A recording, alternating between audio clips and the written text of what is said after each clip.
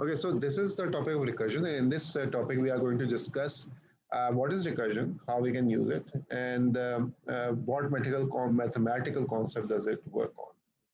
So first of all, we look at this function screen. So if we look at this, what it does is it just prints a. That is the first line. In second line, it is calling itself. So we are calling the same function itself. So once I call this function, what will happen? Again, this function will open up, it will print a, it will call itself again. And then again, it will print a, call itself again, print a, call itself again, print a, call itself again. Okay. And it will keep on doing this till eternity. Okay, so it's a function which will keep on running. The thing is, like, recursion cannot run uh, all the way, because what happens is that we first of all we will go in this function, then we will go in this function, then inside this function we will go in another function, and then inside that function we'll go in another function, and then inside that function we'll go into another function. So the functions, they keep on opening up, they don't close. Okay. So the computer has to keep track of all those functions. It has to store all those functions in its memory. And the computer does not have unlimited memory. So it will keep on doing this to a certain level, and at one point it will just crash the program. Okay, the program will crash. So the idea is that you need to have a stopping condition where the functions opening up stops and then they start closing up. So that is the idea behind recursion. Do you know what induction is? They are not in the in mathematics. Okay, so in mathematics, you might have seen those terms where is like summation of terms is equal to uh, uh, 1 plus 1 over n plus 1 over n minus 1 plus 1 over n minus 2 plus 1 over n minus 3 plus 1 over n minus 4. Okay, so that is normally induction. Okay, so you have a series of statements and they begin from some point. Okay? So, but they always begin from either 1 or 0. Okay, so which means like the very first condition needs to be 1 or 0. Okay, that is the base condition. So it should work on that base condition, and then it should work on every other condition. So for example, 1 plus 1 over 2 plus 1 over 3 plus 1 over 4. Harmonics, we were doing harmonics. So that was basically induction. So the first term is actually 1 over 1 plus 1 over 2 plus 1 over 3 plus 1 over 4. That's how it goes. So since we don't write 1 over 1, we just write 1, so it becomes 1. 1 plus 1 over 2, 1 plus 1 over 3, 1 plus 1 over 4. So it's actually uh, 1 over n plus 1 plus 1 over n plus 2 plus 1 over n plus 3 plus 1 over n plus 4. Okay, so that's how it starts. Or it's uh, 1 over 1 plus 1 over 2 plus 1 over 3. So n can start from 1. So you every step of the way you keep on increasing n. All those statements are induction statements, and you always have this one base condition, which is the first condition from which the recursion starts, or where from which this induction starts. Okay, so that concept very much lies on this recursion as well. Okay. So first of all, we have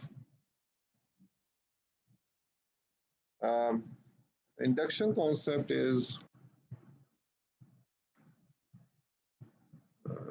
okay. So again, we go back to our trusty. Yeah, let me make the mouse work. Here we have it. Okay. So you might have experienced terms like this: summation of I is equal to 1 over n, 1 to n. Maybe I think this is how we used to write it. And n ऊपर लिखते हैं is equal to 1 और नीचे क्या लिखते हैं भूल गया. Okay, thank you.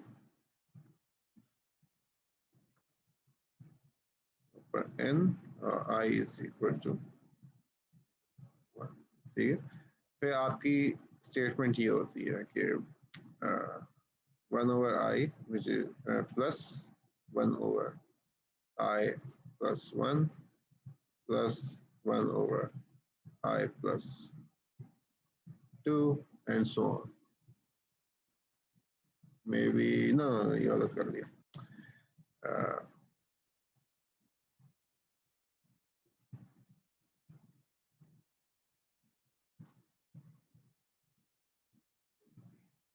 कैसे कंफ्यूज कर, तो मैं वही स्टेटमेंट निकाल देता हूँ so that I don't make mistakes। Induction, I forgot how many steps induction Mayo Clinic किया मैथमेटिक्स लिखना पड़ेगा, मैथमेटिक्स ओके ये कर देते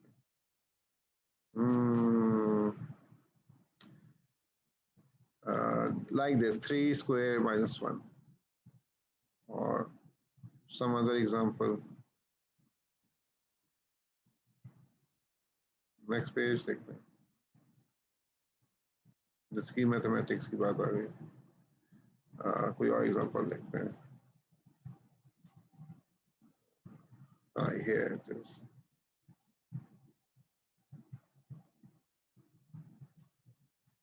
खुल जाओ भाई।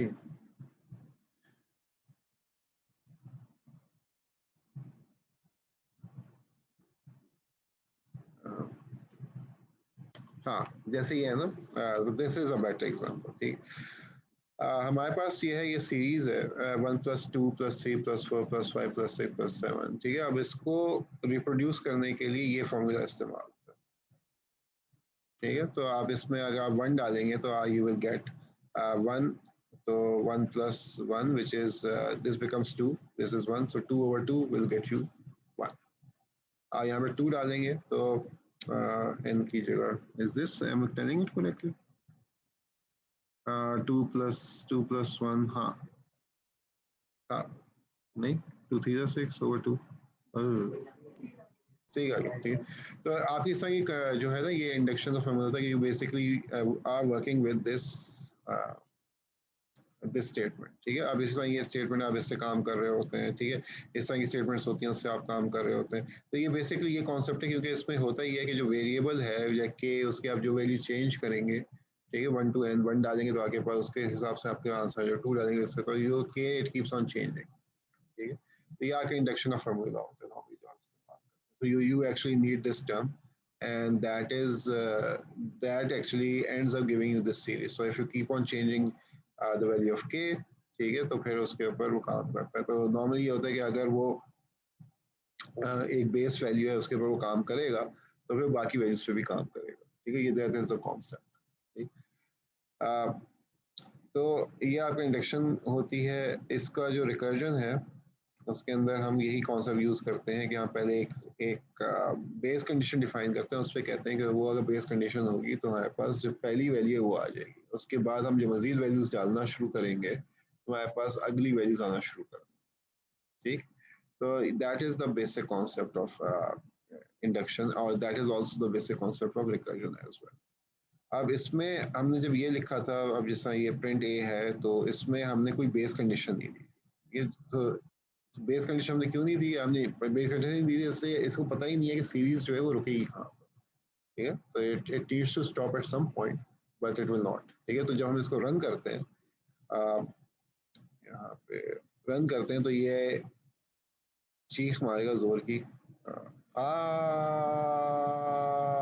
और गया। ठीक है, दैट क्रैश। ठीक है, तो इसने एरर देना शुरू कर दिया, बिकॉज एक फंक्शन है, दूसरा फंक्शन खुलता रहा। That was not happening in loops. Loop में क्या होता है कि आप जब आप नहीं देते उसकी वैल्यू, तो वो चलता रहता है, क्योंकि उसके अंदर जो है वो फंक्शन खुल नहीं रहे होते, उसके अंदर वो स्टेटमेंट्स वो एग्जीक्यूट कर रहे होते हैं मल्टीपल। इसमें होता है फंक्शन खुलता है और फिर बाद में फंक्शन को हमने बंद करना होता है। ठीक है, वो अभी मैं समझाऊंगा कि वो कैसे चीज काम करती है। ठीक, तो हम क्या करते हैं कि हम ये स्क्रीन को ख़त्म कर देते हैं, हम हेलो पे आ जाते हैं, ठीक है, हेलोस। अब हेलो जो फंक्शन है, ये इसका मकसद ये है कि you write the name of the function, you write the number, so this is the number of time it's going to say hello, ठीक, and it will stop by itself. एक तरीका तो ये है कि आप फॉर लूप लगा दें, उससे आप काम कर लें, ठीक है। दूसरा तरीका ये है कि मैं हेलोस का फंक्शन लिखूँ। अब हेलो का फंक्शन क्या करता है, ये सबसे पहले ये करते हैं, चेक करता है कि एन जीरो है कि नहीं है, ठीक है। It checks if n is zero. If it is zero, it just returns. A void has a thing, yes, but it will just call return. And we know that whenever the return is called, the function ends.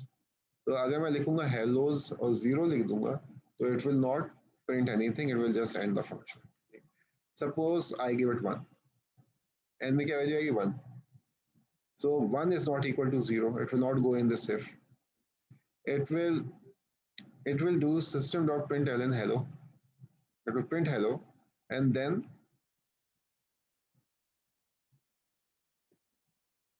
I call the function, but this time I'm going to reduce the value of n. n क्या था, 1 था, और यहाँ पे क्या value pass हो रही है, 0, 1 माइनस 1, ठीक है। और 0 पे हेलोस क्या करता है, रिटर्न कर देता है। तो जब ये फंक्शन कॉल होगा, it will return, return call कर दिया तो ये स्टेटमेंट खत्म हो गई, ठीक है, और आपका फिर ऊपर वाला फंक्शन ये खत्म हो गया। अब रिवर्स में जा रहा है, ठीक है, अब रिवर्स में जा रहा है, एग्जैक्टली। तो अब फर्स्ट के अब हम 2 देते हैं, ठीक। हाँ, तो n में क्या आया, 2, 2 is not equal to 0, it will say hello, और यहाँ में हम क्या वैल्यू पास कर रहे हैं, 1। ये 1 का वो फंक्शन खुल जाएगा, उसके अंदर 1 is not equal to 0, it will say hello, ठीक है। फिर यहाँ में 0 पास किया, अब 0 पास करने पे ये फंक्शन रिटर्न कर जाएगा। जब ये फंक्शन रिटर्न कर जाएगा तो हेलो 1 का जो फंक्शन है वो खत्म हो जाएगा, क्योंकि उसके अंदर हमने हेलो 0 कॉल किया होगा। जब हेलो 1 का फंक्शन खत्म होगा तो हेलो 2 का फंक्शन आ जाएगा, वहाँ पे हेलो 2 का फंक्शन खत्म होगा, फिर इवेंचुअली हेलो 2 का फंक्शन भी खत्म हो जाएगा, फंक्शन कॉल पूरा हो जाएगा। आपको ये पता है ना कि whenever you call a function, you start working from here, and when you call the function, the code it jumps inside the function, ठीक है ना। कोड में चलता होता है, फिर यहाँ पे फंक्शन के अंदर छलांग मार देता है। अगर ये बात समझ में नहीं आई तो इसका हम ये कर सकते हैं कि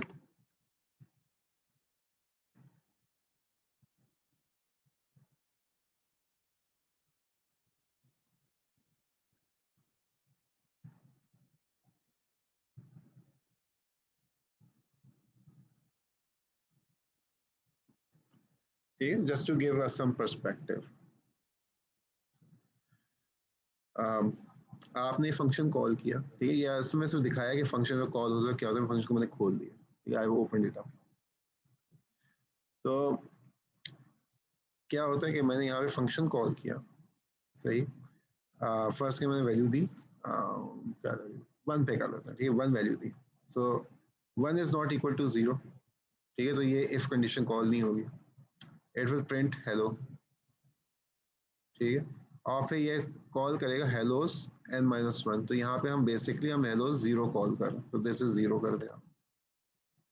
अब 0 वैल्यू आएगा तो n क्या है, 0, 0 इज इक्वल टू 0, रिटर्न। हमें ये पता चला है कि जब भी रिटर्न कॉल होता है फंक्शन खत्म हो जाता है। जब फंक्शन खत्म हो गया तो this will go away, sorry, and what's left, nothing.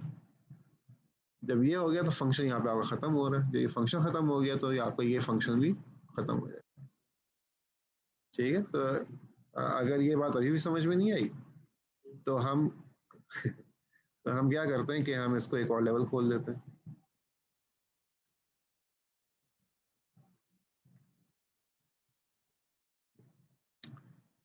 यहाँ पे भी n-1, अब हम यहाँ से चलते हैं, लेट्स कॉल इट 2, एन में हमने 2 वैल्यू डाली, 2 is not equal to 0, it will not return, it will print hello। यहाँ पे क्या value I, 1, 2 minus 1, 1, 1 is not equal to 0, it will print hello, 2 bar hello print हो चुके हैं।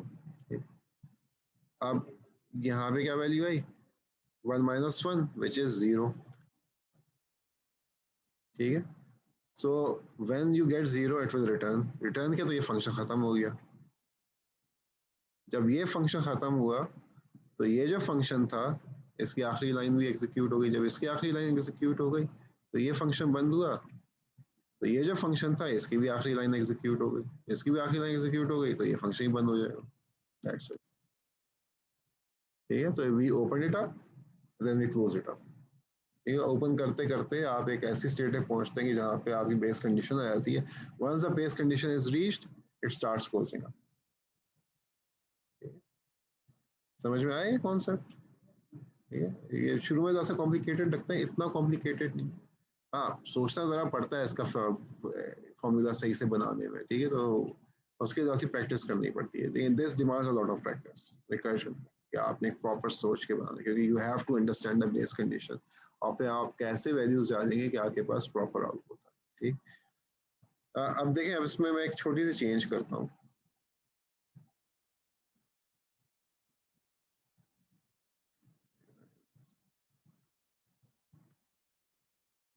तो ये मैं चेंज क्या करता हूँ कि मैं इस स्टेटमेंट को यहाँ से उठाता हूँ, मैं इधर डाल देता हूँ, सिर्फ पोजीशन चेंज कर दी। ठीक, दूसरा ये कि लोग अक्सर क्या करते हैं कि अपनी ज़िंदगी या सा इसको छोटा करने के लिए वो यूँ लिख देते हैं रिटर्न। ठीक है, तो आपका फंक्शन जो है वो काफ़ी छोटा हो जाता है उससे। ठीक है, फिर कुछ और लोग होते हैं जो कि आपकी ज़िंदगी को और अजीरन करने के लिए वो इसको यूँ लिख देते हैं, क्योंकि उनको होता है कि बस इसको और भी छोटा कर दो। ठीक है, तो उसमें फिर मेरा वो समझ है कन्फ्यूजन होती है कि कौन सी लाइन कहाँ तक रहेगी, तो फिर वो उसको मज़ीद खूबसूरत बनाने के लिए वो इसको यूँ कर देते हैं। ठीक है, तो it causes a lot of confusion. ठीक है, तो ये चीज़ें ना करें। ठीक है, बहुत अगर करें भी तो ये इधर इधर तक कर दें। ठीक है, इसको यूँ ना कीजिएगा कभी, कभी भी इसको यूँ ना कीजिएगा। टैब दे दिया तो अब लोग समझ में इफ का पार्ट है, जबकि इफ का पार्ट नहीं।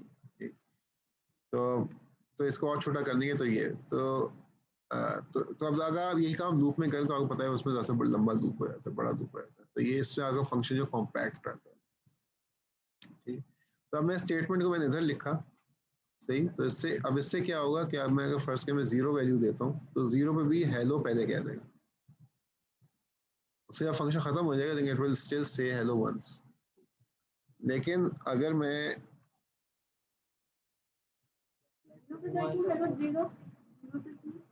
0 पे, क्यों आपने यहाँ पे एन वैल्यू 0 फेंकी ना? नहीं नहीं, देख लें तो पहली स्टेटमेंट ये एग्जीक्यूट हो रही है ना इस वजह से। ठीक है, तो ये तो इसलिए जो आपकी स्टेटमेंट्स की लोकेशन है ये भी काफ़ी मैटर करती है इसमें। ठीक है, बाज़ रिकर्सिव फंक्शंस ये होते हैं कि पहले आपने स्टेटमेंट पहले लिखी तो वो बड़े से छोटे जा रहे हैं, आपने स्टेटमेंट को एक को उठा के ऊपर रख दिया और वो छोटे से बड़े जा रहे हैं, तो फंक्शन फौरन एकदम से ना अपना बदल देता है कि हाउ इट विल एग्जीक्यूट। ये तो उसके लिए हमें ये समझने की ज़रूरत है कि कोड में कहाँ पे क्या चीज़ हो रही है। ये तो दैट इज़ इम्पोर्टेंट। तो ये हेलोस का फंक्शन था, इसको रन करके दिखा देते हैं, हमने इतनी डिस्कशन की है तो इसको रन भी कर देते हैं। तो हेलोस 3 लिखा है, इसको रन करते हैं। If everything is okay it will show us hello 3 times, दिखा दिया। तो ये इस तरह आपका चला, तो ये आपका ये रिकर्जन भी समझ में आ रहा है, कंफ्यूजन कोई? 3 2 तो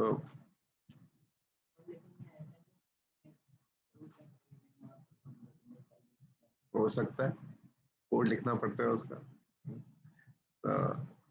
वो डिपेंड करता है कोड कैसे लिखा है। ठीक है, ऑब्वियसली आप जो कंप्यूटर को जिस तरह कोड देंगे उस तरह वो काम करें। क्योंकि आप कह रहे हैं ना कि हो सकता है, तो यहाँ में n+1 किया था, what about if I do n+1? ठीक है, तो फिर n नहीं होगा, तो फिर आपको if n is equal to अगर मैं 10 कर दूं, अब n होगा। तो इसका मतलब ये कि आप मुझे वैल्यू जो है पहली वो 0 या 1 या कोई और वैल्यू देनी पड़ेगी, देन इट विल इंक्रीज। तो तब ये किया जा सकता है। ठीक है, लेकिन अक्सर होता ही है कि इस तरह की सिचुएशन हो ना, तो वो आपसे दो इनपुट मांगते हैं, जे कर दे, ठीक। तो यहाँ पे 0 की जगह ना वो जे कर देते हैं, ठीक है, ताकि पहले से ही आप बता दें कि उसका स्टार्टिंग पोजीशन क्या होगी, एंडिंग पोजीशन क्या होगी, तो फिर वो रिपीट होती रहती है, ठीक है। दोनों तरीकों से किया जा सकता है क्या।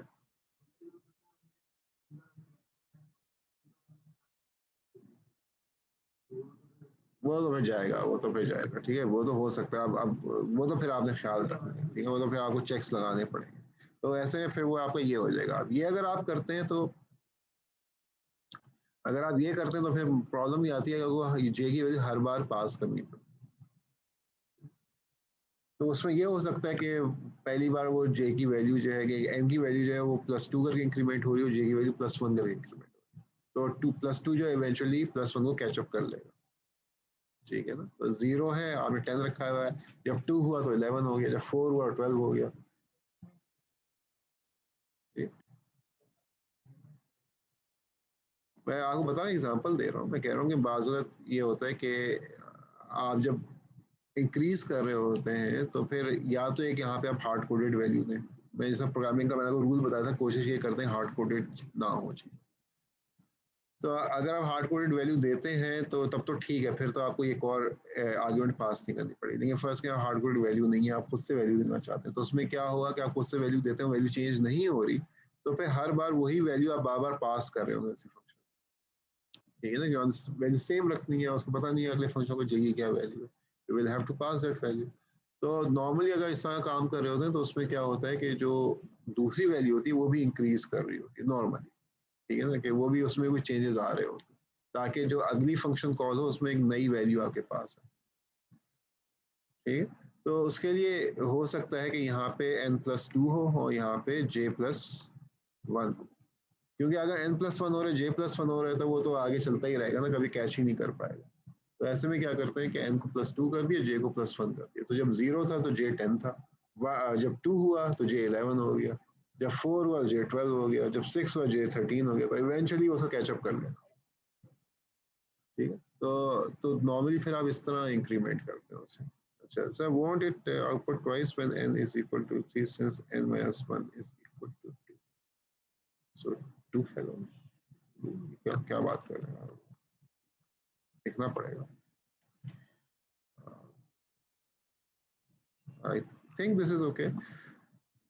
Twice when n is equal to 3, आपने 3 दिया, तो 3 is not equal to 0, इसे प्रिंट किया और ये अगले फंक्शन में चला गया, यहाँ पे 2 चला गया, जब 2 में आया इट विल प्रिंट 0, और फिर sorry it will print hello, और फिर यहाँ पे 1 पे चला जाएगा, जब 1 पे गया इट विल प्रिंट हेलो, तो यहाँ पे 0 कर देगा। अब 0 करता है तो आपका ये कॉल हो जाता है, तो आपका प्रिंट कुछ भी नहीं होगा, फंक्शन रिटर्न हो जाएगा, तो इसलिए 3 बार ही प्रिंट करेगा। तो ये जो आपका सवाल था हमजा, तो उसके मुताबिक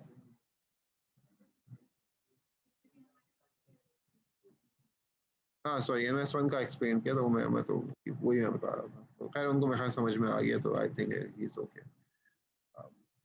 ठीक। अब अब इससे हम अगेन वी मूव फॉरवर्ड, हम ऐड पे आया था, ठीक। ऐड का फंक्शन है, ऐड का फंक्शन क्या करता है कि जो आप फर्स्ट कहेंगे if I give it the value 10, तो 10 से पहले जितने भी नंबर्स हैं उन सबको ऐड अप कर देगा, 1+2+3+4+5+6।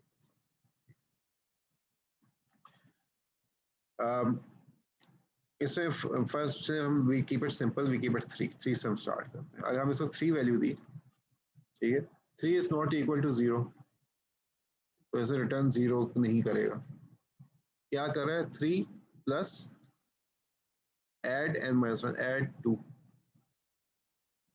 2 में आया तो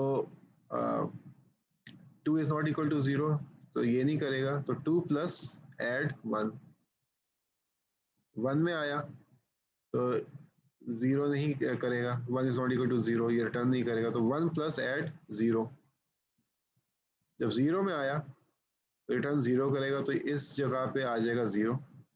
लेकिन प्लस का हम जो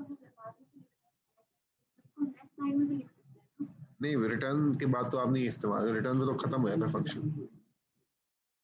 रिटर्न में फंक्शन खत्म हो जाएगा, तो रिटर्न एग्जीक्यूट हो गया तो आगे कोई भी कोड है वो एग्जीक्यूट नहीं होगा, तो it will not reach that code. ठीक,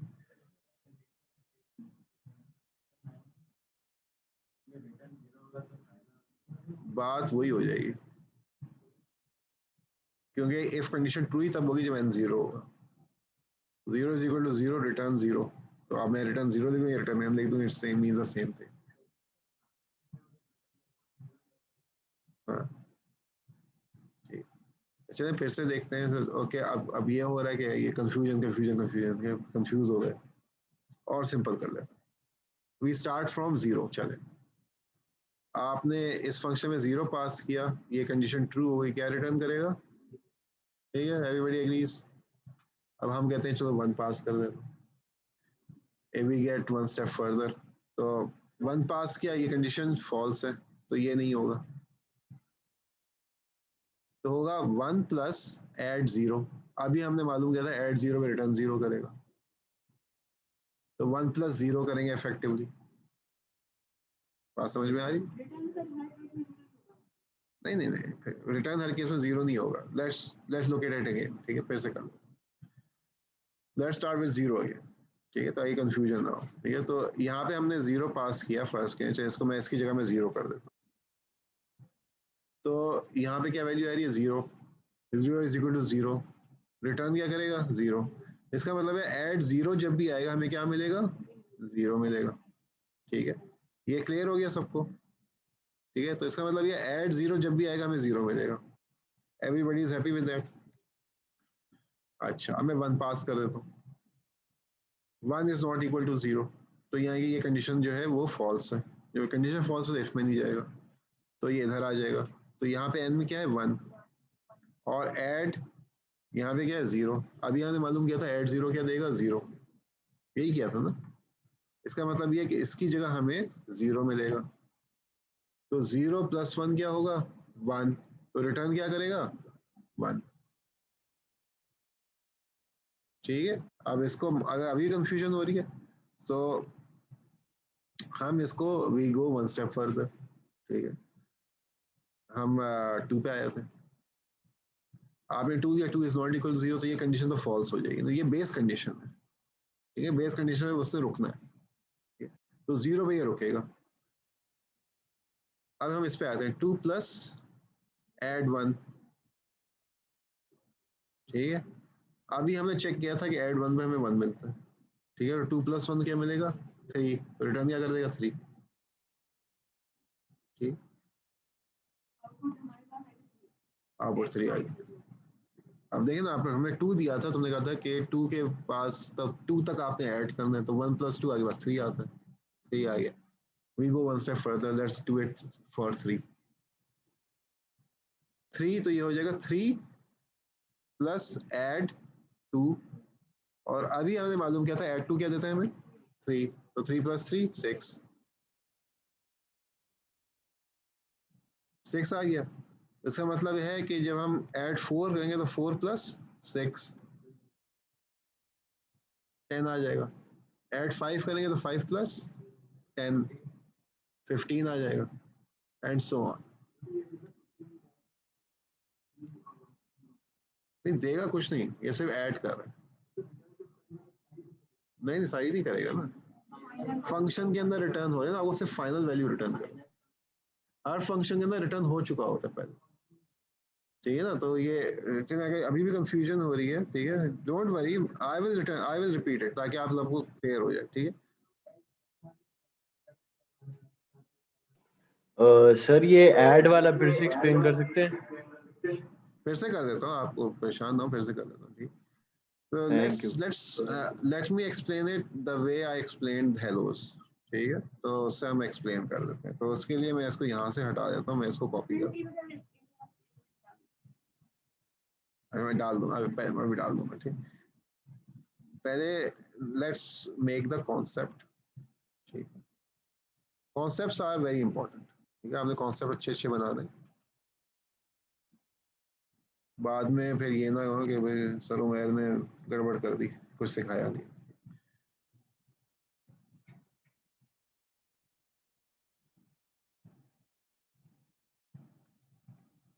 इसको इस तरह करते हैं, ठीक है। जैसा पिछली बार मैंने किया था तो उसी तरह मैं इसको ये कर रहा हूँ। तो बेसिकली ये यूं होता है। देखिए अब आपको जो मेन फंक्शन है कितना, ये पहला ऐड का फंक्शन कितना ओपन अप हो गया, इट्स ह्यूज। ह्यूज इसलिए हो गया क्योंकि उसके अंदर में बाकी जो फंक्शंस कॉल हो रही है कोड में ऐड किया जा रहा हूँ, ठीक है। मैं 3 लेवल्स तक कोड कर रहा हूँ, तो इसका मतलब ये है कि मैं जो n की वैल्यू है वो मैं 2 दूंगा, ठीक है। 3 दूंगा तो मुझे एक और वैल्यू लाना पड़ेगी, तो चले 3 ही कर देते हैं, ठीक है, just to make it even more. मैं ये बस है कि आप लोग कंफ्यूज ना हो जाए इससे कि 3 लेवल्स हो गई, let it make it this way, ठीक है। तो सबसे पहले मैं करता हूँ कि यहाँ पे 3 दे रहा हूँ, n3 है हमारे पास, यहाँ पे मैं 3 लिख देता हूँ, ठीक। 3 is not equal to 0, return 0 नहीं होगा, तो ये कंडीशन एग्जीक्यूट नहीं होगी। तो यहाँ पे आगे पास आया 3, ये मैं 3 लिख देता हूँ। 3 प्लस एड n-1, तो 3 - 1 क्या है, 2, एड 2 होगा, तो यहाँ पे n की वैल्यू क्या है, 2। इफेक्टिवली वैसे तो n की वैल्यू 3 रहेगी, लेकिन n-1 हो गया तो 2 है, तो यहाँ पे आके 2 वैल्यू पास हो रही है, तो अब n की वैल्यू 2 आ गई यहाँ। 2 is not equal to 0, return 0 नहीं होगा, तो 2 plus add n-1 which is 2 plus 1, add 1, n की वैल्यू क्या है, 1 है। 1 इज नॉट इक्वल टू 0, ये कंडीशन भी फॉल्स हो गई, ठीक। तो ये रिटर्न क्या कर रहा है, 1 प्लस एड 0, ठीक है। तो यहाँ पे हमें 0 पास हो रही है, ये वैल्यू आ गई 0, ठीक है। अब if n is equal to 0, return 0, तो इसका मतलब ये जो फंक्शन जब कॉल होगा ये 0 रिटर्न कर देगा। जब 0 रिटर्न कर देगा तो इफेक्टिवली यहाँ पे ये कहाँ से आ गया भाई, whoever is writing please don't write, इसको क्लियर कैसे करते हैं, मैं कहाँ से क्लियर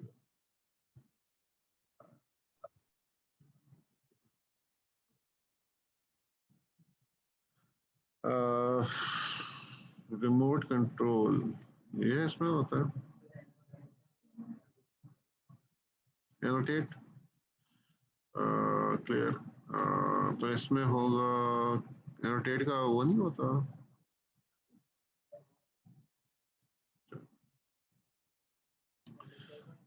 डिसेबल कहाँ से होता है, ये देखो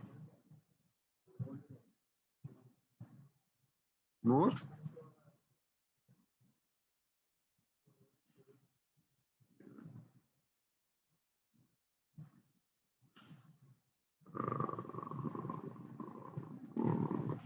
stop disable annotation for others, आप मजबूर करते हैं ये लोग।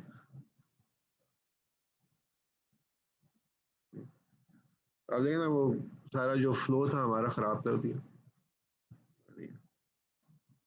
होपफुली एवरीबॉडी अंडरस्टैंड्स कि यहाँ पे 0 आ गया था, तो 0 तो ये रिटर्न 0 हो जाए, तो इफेक्टिवली इसकी जगह आपके पास 0 आ जाएगा,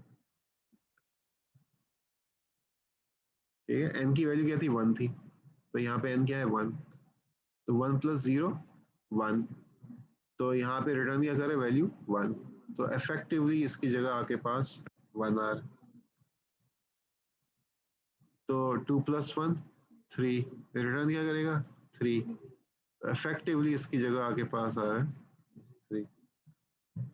3 प्लस 3 क्या होगा, 6, रिटर्न क्या करेगा, 6, या 6 करेगा तो ये फंक्शन खत्म हो जाएगा। तो आगे फंक्शन उसका मुंह खुला, खूब बड़ा हो गया, ये तो चबाना शुरू किया, इसका सारा आपका आहिस्ता आहिस्ता सब कुछ खत्म हो गया, ठीक है। तो अब अगर देखेंगे तो 0 प्लस 1 प्लस 2 प्लस 3 आगे पास 6 आंसर आएगा, ठीक है। तो इन सबको ऐड कर देगा ऑटोमेटिकली। तो आपका जो सवाल था कि रिटर्न सबको करेगा, तो वो नहीं करेगा, ठीक है। हाँ, आप ये ज़रूर कर सकते हैं कि ये था ना n-1, आप ये ज़रूर कर सकते हैं कि ऊपर से मैं ये इसको कर दूँ कि ये कॉपी कर लिया, इसको मैं इधर डाल दूँ, प्रिंट यहाँ पे मैं n, ठीक है। तो आप सबसे पहले ये 3 प्रिंट करेगा, फिर ये 2 प्रिंट करेगा, फिर ये 1 प्रिंट करेगा और फिर वो आखिरी वैल्यू को निकाल देगा। तो अब ये प्रिंट, क्योंकि आखिरी वैल्यू मैंने प्रिंट नहीं की है तो वो आखिरी वैल्यू को प्रिंट नहीं करेगा, वो 3 2 1 दिखा देगा सर। और मैं चाहता हूँ आखिरी वैल्यू भी प्रिंट हो, तो फिर यहाँ पे मुझे आखिरी वैल्यू या प्रिंट कर देगा। मेरी फंक्शन जो है add3 कॉल किया तो इवेंचुअली ये 6 रिटर्न करेगा, जो कि मैं इसको प्रिंट आउट ले लूँगा उसका। ठीक है, तो ये होना चाहिए 3 2 1 6, अगर मैंने गलती नहीं की है तो। 9, ये कैसे ये क्या हो गया? आखिरी वैल्यू कहीं ऐड तो नहीं होगी इसके अंदर? 6 होना चाहिए कि आखिरी वैल्यू ऐड हो गई होगी।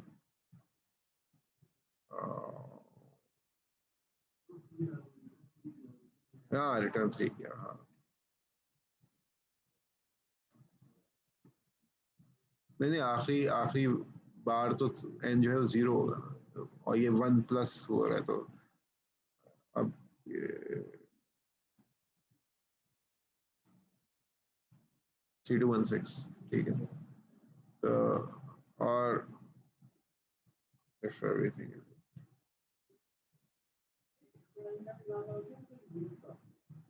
लूप का,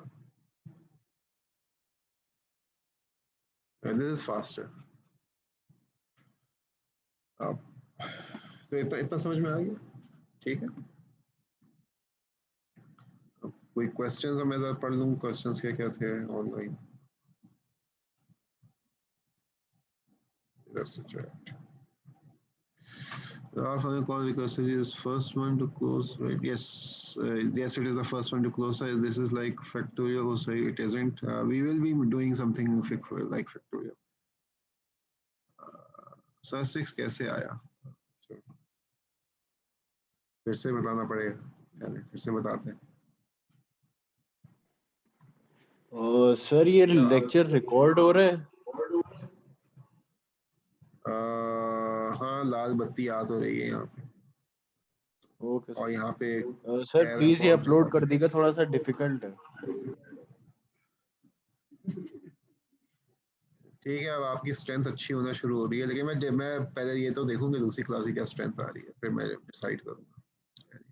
आप फिर से स्टार्ट करते हैं कि 6 कैसे आया। ठीक है, कुछ को समझ में आ चुका है, लेकिन for those who haven't understood it, so let's do it for them. ये एक और बार, अच्छा आप लोगों का भी एक और रिवाइज हो जाएगा। हम यहाँ पे जब हम एड 3 लिखा तो इफेक्टिवली एन में 3 आया। ठीक, 3 इज नॉट इक्वल टू 0। आपने आपने इसको तो बॉदर ही नहीं करना है ना, क्योंकि this is only works with when n is 0, तो इसलिए इसे तो अभी आप भूल जाए। ठीक है, तो अब हम सीधा इधर आया था। अब n की वैल्यू क्या है? 3, और ऐड का फंक्शन कॉल हो रहा है, तो उसमें हम क्या वैल्यू पास कर रहे हैं? n-1 which is 2। अब 2 पास हो गया, तो इसका मतलब ये है कि ये 3 पे आके रुक जाएगा और अब इस फंक्शन के खत्म होने का इंतजार करेगा। फंक्शन क्या है? ये ऐड 2 है।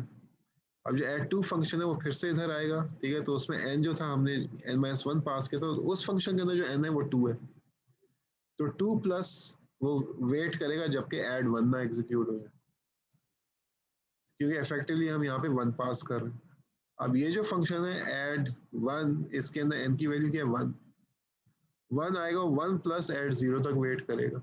हमें ये पता है ऐड 0 पे हमेशा 0 देता है, तो 1 प्लस यहाँ पे आगे बस 0 रिटर्न होगा, तो 1 प्लस 0 इज 1, तो वो रिटर्न 1 कर देगा। तो 2 प्लस ऐड 1 जो कर रहा था वो उस 1 का वेट कर रहा था, 1 आ गया तो 2 प्लस 1 कर देगा, 3 वैल्यू आई, 3 को वो रिटर्न कर देगा। अब जो 3 प्लस ऐड 2 वेट कर रहा था उसको वैल्यू 3 रिटर्न होगी, तो 3 प्लस 3 कर देगा and you will get the value 6। तो 6 वैल्यू जो है वो रिटर्न कर देगा।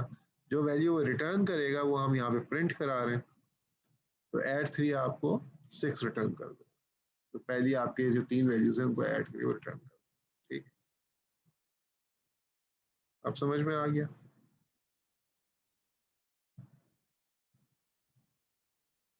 हमजा आप समझ में आ गया या नहीं आया? अगर अभी समझ में नहीं आया तो फिर अच्छा गुड, चलिए गॉट इट। या तो समझ में आ गया या फिर बेचारे ने कहा होगा कि यार बस सबको मैं रोका हुआ है। तो अगर फिर भी समझ में ना आए ना, तो हम अभी एक और एग्जांपल कर रहे हैं, हम उसको फिर देखते हैं कि वो कैसे हो रही है, तो शायद उसके बाद समझ में आए। फैक्टोरियल, फैक्टोरियल जिसको नहीं पता वो बता देंगे आपका n फैक्टोरियल है, तो क्या 5 फैक्टोरियल करेंगे तो 5 इंटू 4 इंटू 3 इंटू 2 इंटू 1, 2 करेंगे तो 2 इंटू 1 हो जाएगा, 1 करेंगे 1 इंटू 0 फैक्टोरियल, और 0 फैक्टोरियल क्या होता है 1 होता है, ठीक। तो वैसे पढ़ लीजिएगा क्यों होता है, ठीक है, कि 0 फैक्टोरियल 1 क्यों होता है, उसके पीछे मैथमेटिकल प्रूफ है, तो वो मुझे खुद नहीं पता लेकिन जब हम पढ़ रहे थे तो हमारे उस्ताद ने कहा था कि पढ़ लीजिएगा, और फिर हमने वही किया जो कि आप लोग करेंगे कि नहीं पढ़ेंगे अभी आगे ये बोलेंगे, लेकिन जो क्वेश्चन है वो ये कि जो कि 0 फैक्टोरियल क्यों है, ये इस तरह के सवाल आपने करने हैं अपने आप से किसी और से, ठीक है। क्योंकि हम जब आपकी उम्र में थे तो हमने कहा था कि 0 फैक्टोरियल 1 होता है, क्यों होता है, जब रट्टा लगा दिया 1 होता है, पता नहीं है क्यों होता है, ठीक है, अभी तक नहीं पता, वो तो गलती की ना, उसे समझ लेना चाहिए था।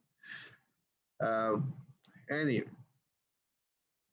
तो फैक्टोरियल पे हम आ जाते हैं, ठीक है। तो अब फैक्टोरियल जो है हम उसमें जीरो नहीं करेंगे, कि अगर हम जीरो कर दिया रिटर्न जीरो कर देगा, अगर रिटर्न जीरो कर दिया, zero into anything will give you zero, तो ये फैक्टोरियल की बेस कंडीशन जो है जीरो नहीं हो सकती, क्या होगी 1 होगी, ठीक है। तो इसलिए n इज इक्वल टू 1 हमें रिटर्न 1 करेगा, ठीक है।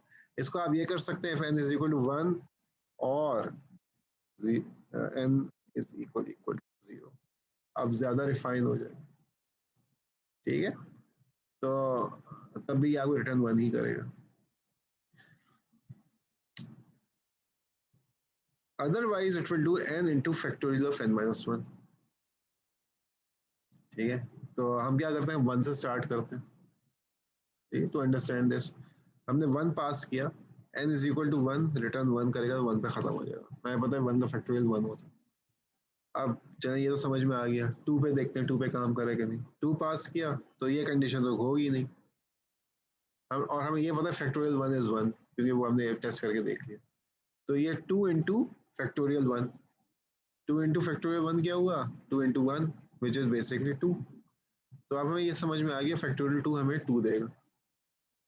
अब हमने 3 पास किया, 3 इंटू फैक्टोरियल 2, अभी मालूम किया था फैक्टोरियल 2 हमें 2 देगा, तो 3 इंटू फैक्टोरियल 2 इज 6, अब हमें यह समझ में आ गया फैक्टोरियल 3 जो है वो हमें 6 देगा, तो 4 इंटू फैक्टोरियल 3, फैक्टोरियल 3 आ देगा 6, तो 4 इंटू 6 24, हमें यह पता चलेगा कि फैक्टोरियल 4 जो है हमें 24 देगा, 5 into factorial 4 which gives us 24, so 5 into 24 120, ठीक है। तो ये फैक्टोरियल आपका इस तरह चलेगा, और इसको अब हम टेस्ट कर सकते हैं,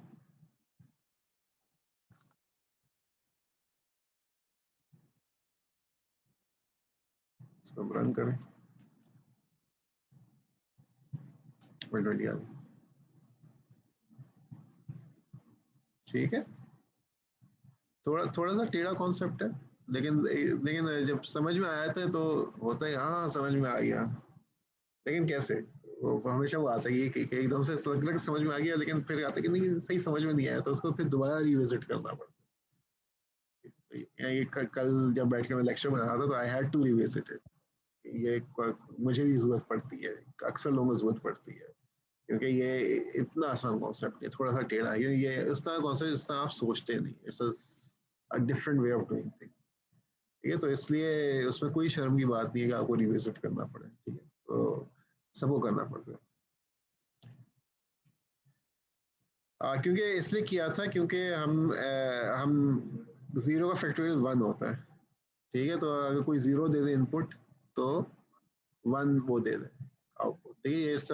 आपका सवाल मेरे ख्याल में आप इसलिए कर रहे हैं सवाल कि क्योंकि जीरो पे कभी पहुंचेगा नहीं, इसलिए कर रहे होंगे ना सवाल, तो कि जीरो पे कभी पहुंची तो हमने क्यों किया, वो सिर्फ इसलिए हमने किया ताकि अगर कोई जीरो दे दे तो हमें करेक्ट आंसर मिले, ठीक है। जीरो आप दे देंगे तो फिर वो जो है वो फैक्टोरियल -1 करना शुरू कर देगा, ठीक है, तो इसलिए हमने किया। इतना समझ में आ गया, ओके। चलिए अब हम फाइनली हम फिबोनाची सीरीज में आ जाएंगे। फिबोनाची सीरीज पता है, जिसको पता है अच्छी बात है। फिबोनाची सीरीज जो होती है वो क्या होती है कि आगे बस सबसे पहले वो 0 से स्टार्ट होती है, ठीक है। और कहते हैं कि जो अगली जो टर्म है वो सिर्फ तभी आती है जो कि आप पिछली दो टर्म्स को ऐड अप कर दें। तो ऐसे पिछली दो टर्म्स है कोई नहीं, तो आप सिंपली अगली टर्म पे आ जाएंगे विच इज 1। अब जो अगली जो टर्म है वो पिछली दो टर्म्स को आप ऐड करेंगे तो जो आएगा वो अगली टर्म होगी। तो 1 + 0 क्या आया 1। अब 1 + 1 क्या आएगा 2। 2 + 1 क्या आएगा 3। 3 + 2 5 8 13 और ये 21 21 ही है ना ये, हाँ 21 एंड सो ऑन। ये अगली 34 बनती है,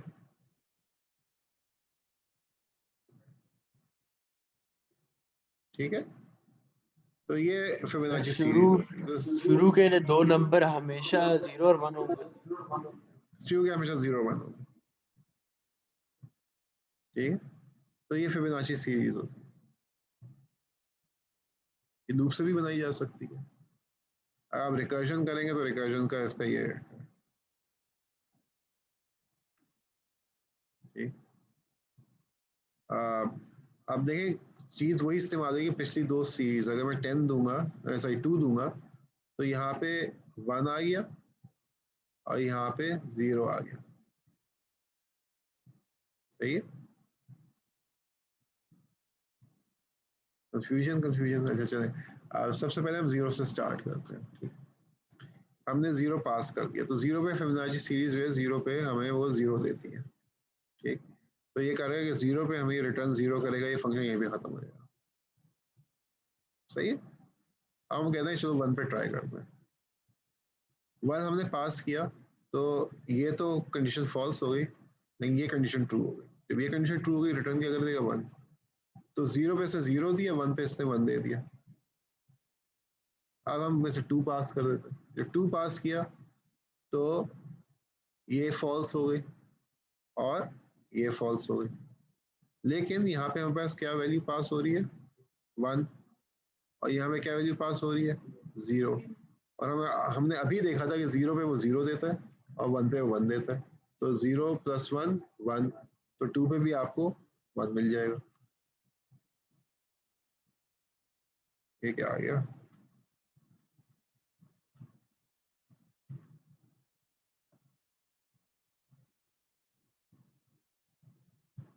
कहाँ गया ये, ठीक है। तो 2 पे भी आपको ये 1 दे देगा। तो फिबोनाची 2 जब भी मैं लिखूंगा मुझे 1 आंसर मिलेगा, फिबोनाची 1 लिखूंगा मुझे 1 मिलेगा, फिबोनाची 0 लिखूंगा मुझे 0 मिलेगा। तो क्लियर हो गया, नहीं क्लियर हुआ, हाँ, अच्छा हो गया। अब मैं 3 पास करता हूँ, तो ये दोनों तो स्किप हो जाएंगे, ठीक। तो फिबोनाची 2 और फिबोनाची 1। 2 पे हमें क्या मिलता है 1, 1 पे क्या मिलता है 1, तो इधर से ही 1 आएगा, यहाँ पे 1 आएगा, दोनों प्लस हो जाएंगे। क्या आया 2, तो 3 पे ही इसने 2 दे दिया। अब मैं इसको 4 पास करता हूँ। 4 पास किया तो यहाँ पे फिबोनाची 3 आया और यहाँ पे फिबोनाची 2 आया। फिबोनाची 2 पे क्या आया 1, फिबोनाची 3 पे क्या आया 2, तो ये 3 आ गया आगे पास, सही है।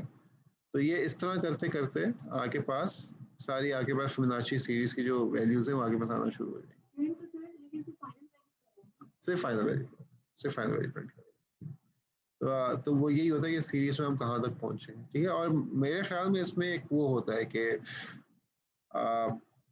इनके जो दरमियान का रेशो है ना, ये 34/21, I think that is called a golden ratio if I am not wrong, लेकिन I may be. CALC calculator. Fibonacci series is very important. 34 divided by 21.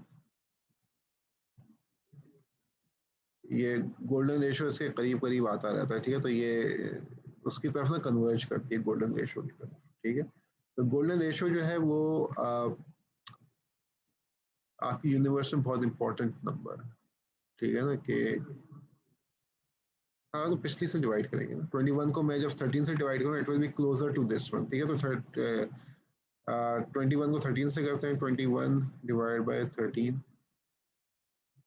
तो 1.61 ही आया, ठीक है, क्लियर। अब 30 1.6 13 को 8 से डिवाइड करें, 13 डिवाइड बाय 8 1.62, ठीक है। अब ये एक्सपेंड कर रहा है थोड़ा सा, ठीक है। तो जैसे आप ऊपर जाते रहेंगे तो वो ज़्यादा कन्वर्ज करता रहेगा, ज़्यादा रिफाइन होता रहेगा वो नंबर, ठीक है। तो नंबर जो है तो वो आपका इसको मैं नेचर्स नंबर के खास नाम है, गोल्डन रेशियो कहते हैं, लेकिन इसका कोई नेचर्स नंबर है। आपकी नेचर में नंबर बहुत जगहों पे आपका करता है। कैसे? आपका हाथ का जो लेंथ है और आपके फोर आर्म की लेंथ है, ठीक है। तो फोर आर्म की लेंथ को हाथ की लेंथ से डिवाइड करेंगे, ये नंबर आएगा। आपके जो नंबर ऑफ हनी बीज का जो वो है, कितने मेल्स कितने फीमेल्स होते हैं, डिवाइड करेंगे, ये नंबर आएगा। आपकी गैलेक्सी का जो स्पायरल है, वो मुझे नहीं पता, लेकिन जो गैलेक्सी का स्पायरल है वो भी इसी रेशो से एक्सपैंड करता है। आगे पेटल्स की जो अरेंजमेंट है वो भी इस रेशो से एक्सपैंड करती है, ठीक है। तो मैं आपको रिकमेंड करूंगा, बुक है डेविंची कोड, उसकी शायद फिल्म देखी हो, लेकिन उसकी बुक पढ़े। तो वो एक थ्रिलर है, थ्रिलर, उसमें ये चीज़ एक्सप्लेन करता है, ठीक है। तो यहाँ की नेचर में ये जो गोल्डन रेशियो बहुत ज़्यादा आपकी करती है, या आपको यही होता है ना कि ये क्यों, वाई, क्वेश्चन ये आता है कि क्यों गोल्डन रेशियो है। पाई भी तो हो सकता था, लेकिन पाई जो है वो स्पेसिफिकली सर्कल्स के लिए है। तो जहाँ पे सर्कल आ जाएगा आपको पाई इस्तेमाल करना पड़ेगा। और जब आप इसमें आते हैं तो गोल्डन रेशियो में स्पाइरल्स बनाने हैं, कुछ और करना है, वहाँ पे ये इस्तेमाल होता है। और दूसरा बात ये है कि हाँ फेस का स्ट्रक्चर भी इस पे बेस्ड है। और ये वो नंबर है जो कि हमें एस्थेटिकली हमें अच्छा लगता है, गोल्डन रेशियो, ठीक है ना। तो हमारा फेस, जो लोगों का फेस है, इट्स लिटिल बिट एलोंगेटेड, बिल्कुल गोल फेस हो, अजीब सा लगता है क्योंकि वो हम we are not used to it, ठीक है। लेकिन एट द सेम टाइम जो गोल राउंड फिगर है उसमें क्यूटनेस आ जाती है। बेबीज का सर बड़ा बड़ा होता है, गोल गोल होता है, क्यूट बच्चे जितने बेबीज होंगे सर एकदम क्यूट। यही समझ है कि आप कोई भी चीज ले लें उसको गोल गोल करके बनाना, क्यूट होना शुरू हो जाती है, एजेस डालने उसके अंदर।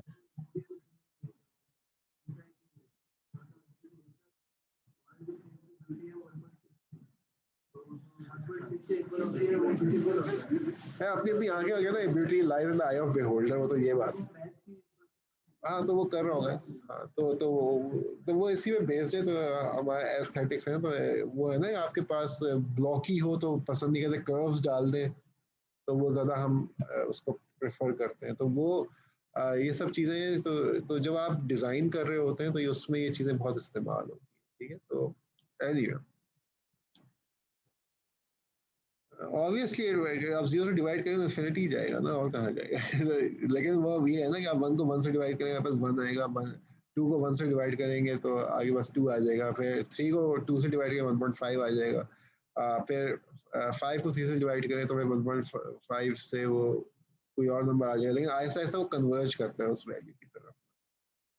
देखिए, ये यहाँ पे लेक्चर खत्म हो गया, वैसे मैं आपको बता रहा हूँ कि आपकी जो यूनिवर्स है इट्स कंटिन्यूअस, ठीक है ना। उसको कंटिन्यूअस से कंटिन्यूअसली चल रही है। उसको हमने समझने के लिए उसको हमने टाइम फ्रेम्स में डिस्ट्रीब्यूट किया हुआ है, ठीक है। आप कहते हैं कि भाई सबसे छोटा टाइम फ्रेम है सेकंड है, कहते नहीं वो नहीं है, मिली सेकंड है, नहीं मिली सेकंड भी नैनो सेकंड है, नैनो सेकंड भी नहीं है, पीको सेकंड है, वगैरह वगैरह, ठीक है। तो वो जितना आप उसको, जितने रिफाइन आप उसे करते रहेंगे, जितना छोटा आपका करते रहेंगे, उतना ही ज्यादा आगे पास रिफाइंड आंसर आएगा, ठीक है। तो हमेशा जो स्ट्रगल होती है वो होती है कि सबसे जो रिफाइंड नंबर है जो हम ले सकते हैं वो ले लें, ठीक है। और ये छोटी वैल्यूज में भी आते हैं, बड़ी वैल्यूज में भी आते हैं, क्योंकि उसके बाद जब आप कैलकुलेशंस करते हैं it is very very exact, ठीक है। बहुत प्रिसाइज होती है, बहुत एग्जैक्ट होती है। तो इसलिए आपको ज़्यादा मेमोरी चाहिए होती है, ज़्यादा बड़े नंबर्स चाहिए होते हैं जिनको आप स्टोर कर सकें। तो हमेशा स्ट्रगल आपकी उस तरफ चल रही होती है। अच्छा, इसका फ़ायदा क्या होता है? फ़ायदा ये होता है कि इंग्लिश चैनल का पता है, फ्रांस और पहले फ्रांस और इंग्लैंड के दरमियान वो है, पानी है थोड़ा सा, तो उसको इंग्लिश चैनल कहते हैं। तो उन्होंने उसके नीचे अंडरग्राउंड पूरी पूरी टनल बना दी। तो फ्रांस ने अपनी तरफ से खोदना शुरू की, इंग्लैंड ने अपनी तरफ से खोदना शुरू की। जहाँ पे जाके वो दोनों मिली, जब मिली तो दोनों के जो डिफरेंस था सिर्फ 6 इंच का आया था। कि उन्होंने बस एक टनल को बस चेंज का वो डिफरेंस आया था, वो पूरी गोल टनल जैसे उनकी काट रही थी, उनकी जो वो था ड्रिल जो थी, ये डायमंड ड्रिल थी, वो काटती काटती जब वहां पे पहुंची, दोनों की कैलकुलेशन इतनी प्रिसाइज थी, जब वो मिली सिर्फ चेंज का डिफरेंस आया। और अगर वो उन कैलकुलेशन और प्रिसाइज करे तो वो भी डिफरेंस नहीं आता। अभी आपको पता होगा कि अभी एक एस्ट्रॉइड, प्लेनेट नहीं एस्ट्रॉइड के ऊपर प्रोब उतारा है, ठीक है, एक कॉमेट के ऊपर प्रोब उतारा है। अब कॉमेट जो है वो कितने थाउजेंड्स ऑफ किलोमीटर पर सेकंड पे वो जा रहा होता है, ठीक है। तो अब आप सोचना है कि ह्यूमन इंजीनियरिटी, ह्यूमन प्रिसीजन कि आप अर्थ जो कि खुद थाउजेंड्स ऑफ किलोमीटर्स पे जा रही है, उसकी अपनी ग्रेविटी है, आप उसमें एक प्रोब लॉन्च करते हैं, पहले वो पूरी आपकी जो अर्थ की ग्रेविटी को फाइट करता है, वो ऊपर जाता है, वहां पे ऊपर पहुंचता है, पे एक खास प्रिसाइज मोमेंट पे वो उस प्रोब को लॉन्च करता है। प्रोब लॉन्च होता है, अब वो उसमें इतनी स्पीड नहीं होती कि इतना फ्यूल भी नहीं, स्पीड नहीं होती कि आ, वो करे उस एस्ट्रॉइड तक पहुंच सके। तो टाइमिंग बहुत इंपॉर्टेंट है कहाँ उन्होंने लॉन्च किया। तो वो जब लॉन्च करता है वो मून की ग्रेविटी को यूज करता है, मून में वो गिरना शुरू करता है, जब भी कोई चीज गिरना शुरू करती है स्पीड पकड़ती है, जैसे स्पीड उसने पकड़ी तो उसकी स्पीड तेज हुई, तो फिर उसे थोड़ा सा जेट का बर्स्ट मार, जिसकी वजह से स्पीड तो पकड़ ली, बर्स्ट की वजह से उस ग्रेविटी से वो निकल गया, अब वो मून की ग्रेविटी से निकल गया, स्पीड उसने गेन करी, निकल गया उधर से, स्लिंग शॉट कहते हैं। अब वो जा रहा है, अब इतने में स्पेस में कहीं पे एक एस्ट्रॉयड या कॉमेट जा रहा है, तो उसने इस प्रिसीजन से, इस टाइमिंग से वो बर्स्ट मारा है कि वो जब फायर किया तो मूव कर रहा है, तो ये जाते जाते उसको वहां पे मीट किया, वहां पे उसे मीट नहीं किया, उसकी इर्द गिर्द तो उसने ऑर्बिट बनाया, उससे प्रोब जाके फिर वहां पे वो उतरा। यानी कि आपने एक मूविंग ऑब्जेक्ट से दूसरे मूविंग ऑब्जेक्ट की स्पीड को यूज किया और तीसरे मूविंग ऑब्जेक्ट में जाके आप उतरे। यानी इस लेवल पे लोग पहुंच गए हैं, ठीक है ना, इस लेवल तक लोग जा रहे हैं, वो सारा क्योंकि वो सारी ये कैलकुलेशन है, प्रिसीजन है, कंप्यूटर है, सुपर कंप्यूटर से उनको इस्तेमाल कर रहे हैं, ठीक है, और वहां तक पहुंच। तो अब जो लोग ये काम कर गए हैं उनको ले और हमें, ठीक है। तो वही मैं आपसे कह रहा हूं, आप एम वो रखें तो हम भी उधर तक पहुंच जाएंगे। इंडिया हमारा बिल्कुल सादा स्पेस प्रोग्राम है, उसको अगर वो पहुंच सकते हम भी पहुंच सकते हैं, ठीक है। तो आपने अपना वो कमतर नहीं समझना और आपने चीज़ों को मुश्किल नहीं समझना, आपने सोच समझना ये है कि you have to improve yourself, हमने उधर तक पहुंचना है, ठीक है। तो उधर पहुंचने के लिए हमें हर एक चीज़ को समझना है, जितनी कोशिश करेंगे, मेहनत करेंगे, ठीक है।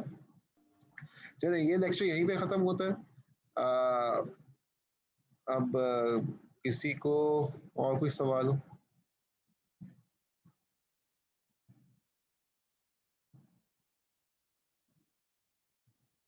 चलिए फिर लैब में हमारी छोटी सी दो दो एग्जांपल्स है, मैं अब आपको अगर अच्छी तरह समझ में आ गई तो बहुत जल्दी आप लोग कर लेंगे, फिर हम लैब में मिलते हैं।